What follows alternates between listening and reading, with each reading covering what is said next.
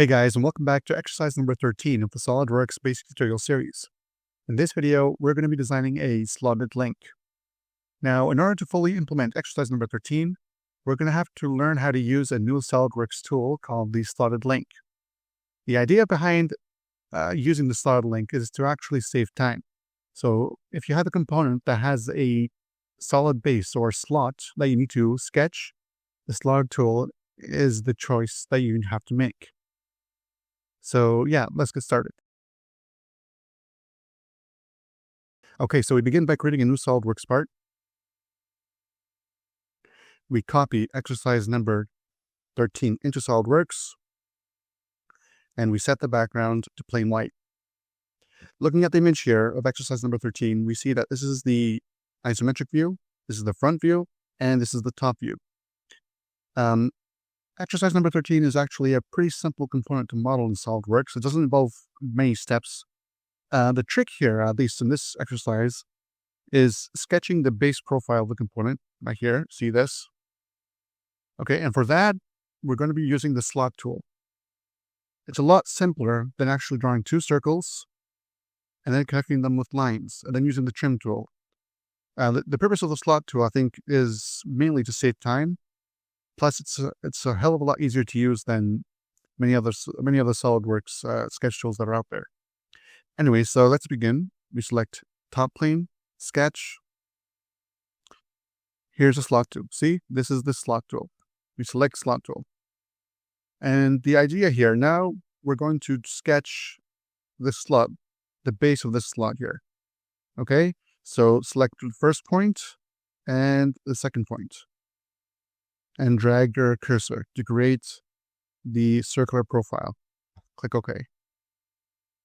All right. The next step, since there's a slot opening within the component itself, is to create another slot, another sketch. So, but this time we're going to sketch the slot starting from this point right here. So this point, then drag your mouse to create a second slot. Now let's define the geometry. We see that the length of this smaller slot, which is actually the distance between this point and this point, is 57 millimeters. And the distance between this circle, the center of this circle, and this largest circle is 57 millimeters as well. So the distance between this point and this point is 57. Now, the thickness of the smaller slot is 38 millimeters. So the distance between this line, or this edge, and this edge is 38 millimeters. And as for the larger slot, the diameter of this larger circle represents the thickness of the larger slot. So if we look at the top view here, we see that the diameter is 67 millimeters. So the distance between this edge and this edge is 67. Okay, so now we've created the base profile, the sketch of the base profile. Go to Features, Extrude Boss Base,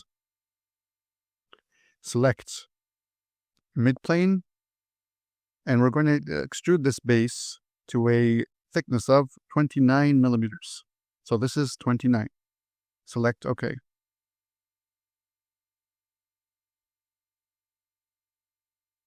Go to Perspective, and let's drag this to the side here.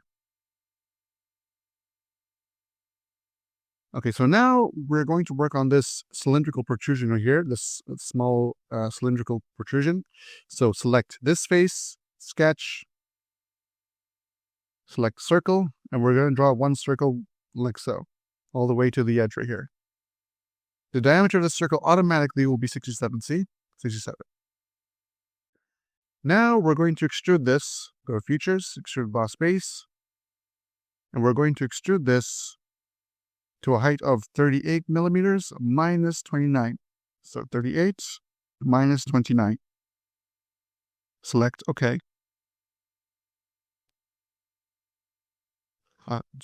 We made one mistake. Control Z. Go to Features again, and select Blind. previously it was on mid-plane, so it wasn't actually 9 millimeters. So select OK now. Okay. Finally, we're going to create this circular opening here. So select this face, sketch, and draw one smaller circle like this. Go to Smart Dimension, and we see here that the smaller hole has a diameter of 38 millimeters. So this is 38.